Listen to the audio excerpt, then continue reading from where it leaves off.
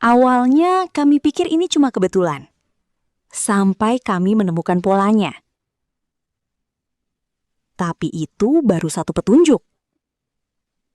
Satu pencarian, satu klik, satu video. Kelihatannya sepele. Apakah kita sebenarnya sedang meninggalkan petunjuk tentang diri kita sendiri? Karena hari ini, kami HP-ku akan mencoba nggak perlu menghilangkan denger aku jejak digital ngomong. kami sendiri. Nah, itu yang akan kita cari tahu. Dan hasilnya, ternyata hampir mustahil.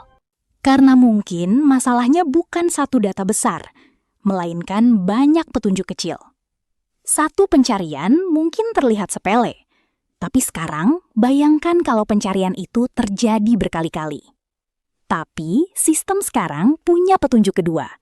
Bukan hanya apa yang kamu cari, tapi apa yang kamu pilih untuk tonton. Sekarang sudah ada 3 petunjuk. Karena jejak digital tidak berhenti ketika kita menekan tombol pencarian. Ada konteks lain yang bisa ikut membentuk gambaran. Bukan hanya apa yang kamu lakukan. Kadang konteks seperti waktu, tempat, perangkat, atau akun dapat membuat sebuah pola menjadi lebih jelas. Dan disinilah semuanya berubah. Karena sistem tidak selalu membutuhkan satu informasi yang sempurna. Apakah mereka benar-benar perlu mendengar percakapan kita? Kalau begitu, kita hilangkan semua jejaknya. Kamu yakin? Yakin. Setelah melihat begitu banyak jejak digital, kami ingin menguji satu hal. Apakah rekomendasi akan mengikuti HP atau mengikuti perilaku penggunanya? Dan kami sengaja tidak menentukan jawabannya terlebih dahulu. Kami menukar perangkat. Tapi ada satu hal yang tidak kami tukar. Sekarang, kami sengaja membuat perilaku digital masing-masing berbeda.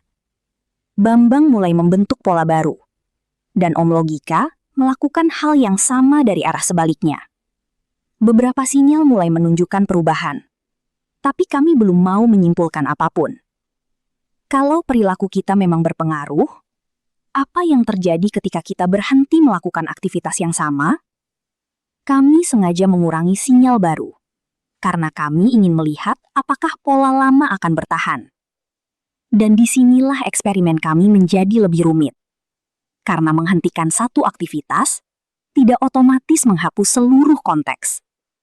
Karena yang kita lihat sekarang, mungkin merupakan hasil dari berbagai sinyal yang sudah terkumpul sebelumnya. Yang mulai terlihat adalah sesuatu yang jauh lebih menarik. Bukan sekedar perangkat, tapi pola. Berarti bukan HP-nya? Belum tentu. Terus apa? Polanya. Polanya.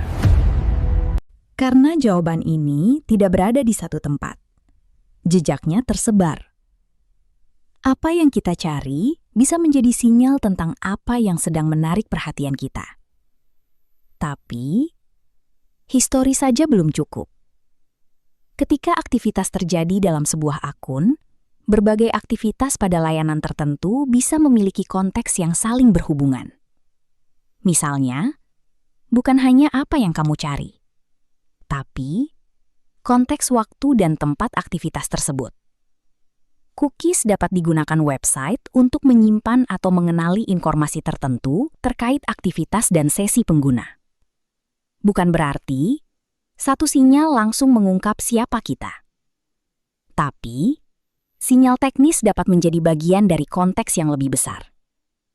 Video yang ditonton, konten yang dibuka, klik, interaksi, semua bisa menjadi potongan konteks.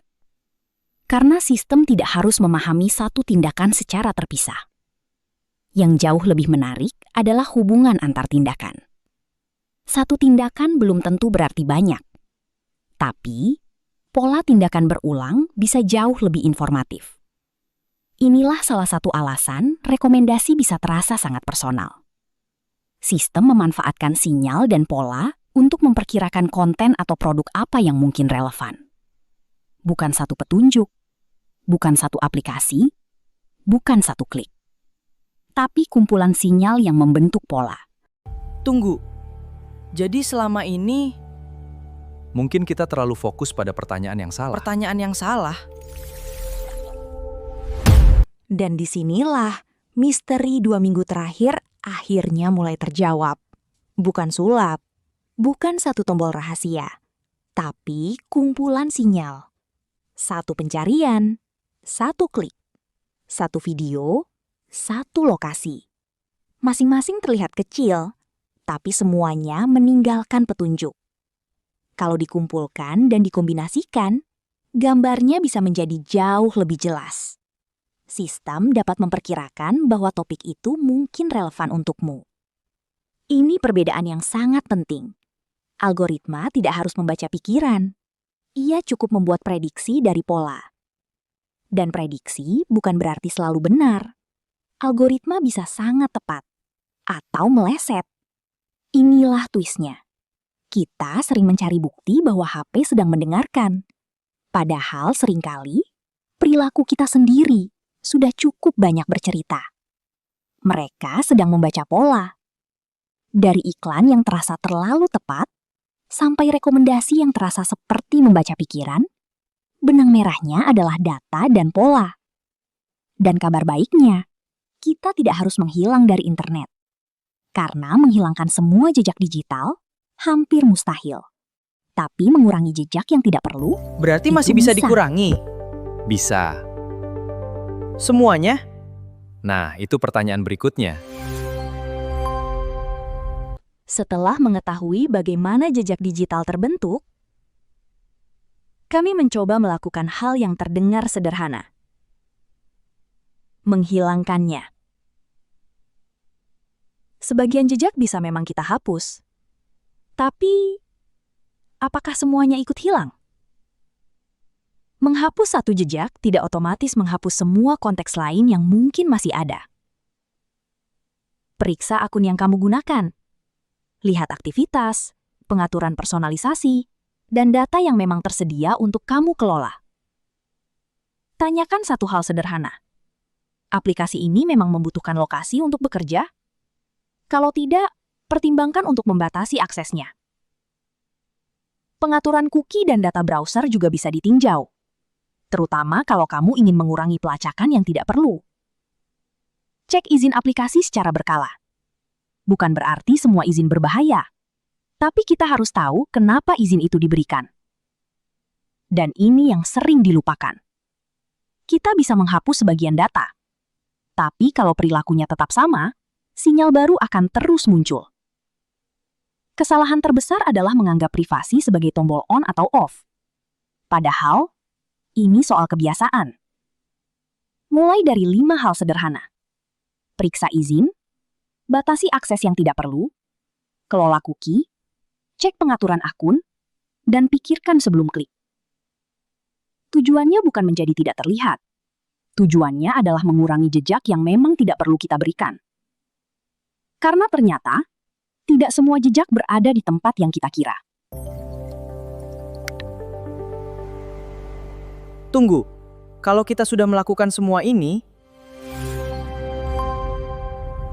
Selama ini, kita mungkin terlalu sibuk bertanya, apakah internet sedang mengawasi kita? Padahal ada pertanyaan yang lebih penting. Satu pencarian mungkin tidak berarti banyak. Satu klik juga tidak. Tapi, ketika semuanya berulang dan saling terhubung, terbentuklah pola. Privasi bukan berarti hidup dalam ketakutan. Dan bukan berarti kita harus berhenti menggunakan teknologi. Kita hanya perlu lebih sadar tentang apa yang kita bagikan. Selama ini, kita mungkin terlalu sibuk bertanya. jejak yang Apakah tadi masih internet- ada itu apa? Itu cerita berikutnya. Kalau kamu sekarang penasaran, sebenarnya seberapa banyak jejak yang kamu tinggalkan? Coba cek sendiri. Jadi alat seperti ini bisa bikin kita hilang dari internet. Bukan. Ini cuma membantu mengurangi risiko sederhana. Sekarang aku mau tahu, menurut kamu jejak digital paling susah dihilangkan itu apa? Tulis jawabanmu di komentar. Kalau mau tahu jawabannya, jangan lewatkan cerita Berikutnya. Histori sudah dihapus, izin sudah dicek, lokasi juga sudah dibatasi. Jadi, aman. Loh, kok masih cocok? Padahal kita sudah mengurangi jejaknya. Kalau bukan histori, bukan lokasi, bukan izin, terus apa? Terus apa? Itu yang akan kita bongkar minggu depan.